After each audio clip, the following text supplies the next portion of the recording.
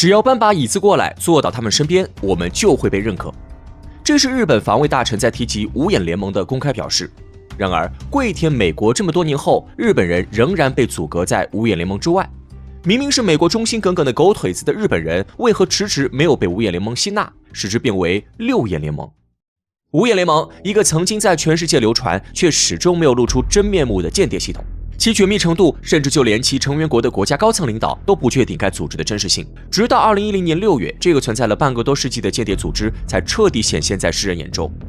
五眼联盟的历史可追溯到二战期间，战争初期，盟国之间几乎不存在通信情报合作。后来，因为两国意识到，相较于单独分散进行情报收集和监视，相互分享情况，携手对敌人展开监视，能提高不少工作效率。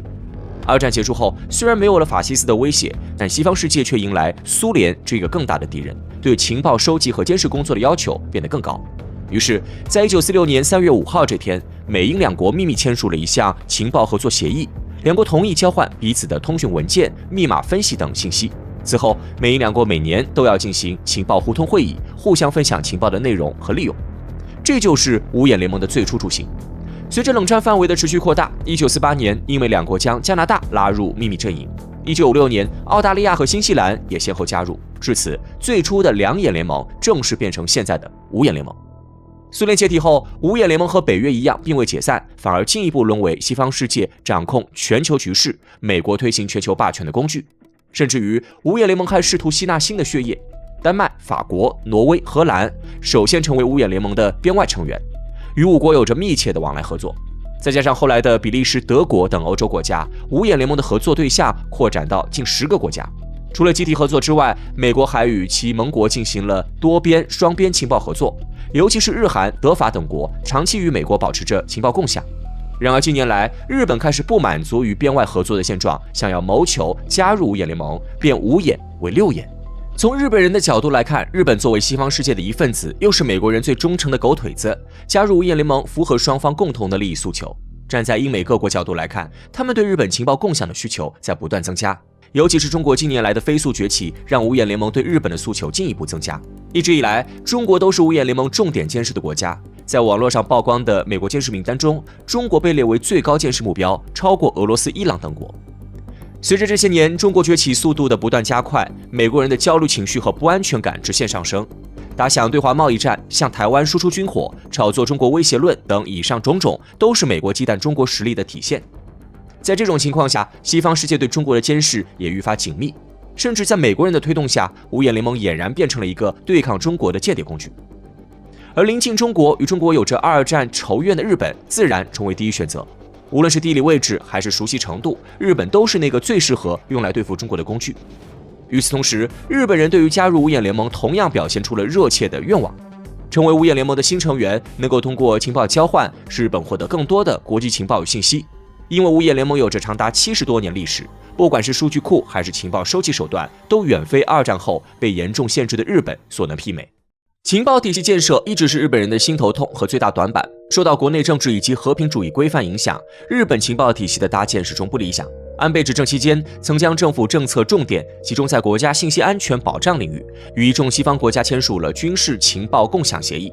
但对于野心勃勃、想要成为政治大国的日本人来说，这显然还不够。只有真正成为五眼联盟的一员，才能获取到更加快捷准确的信息，从而帮助日本在处理国际事务时做出更利于自身的判断。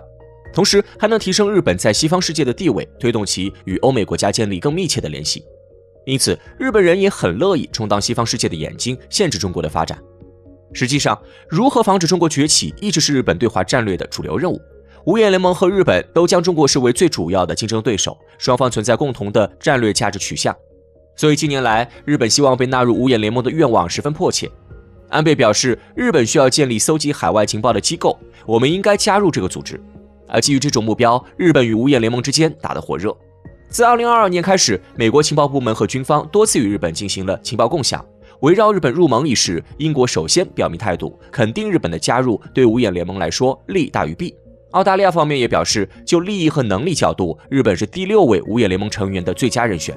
在得到英澳的肯定后，日本前防卫大臣河野太郎曾很自信地说，日本根本不需要通过各种复杂的流程，只要搬来一把椅子坐到他们身边，我们就会得到认可。然而事实却不容乐观，日本至今都没有被吸纳为正式成员的迹象，这是为何？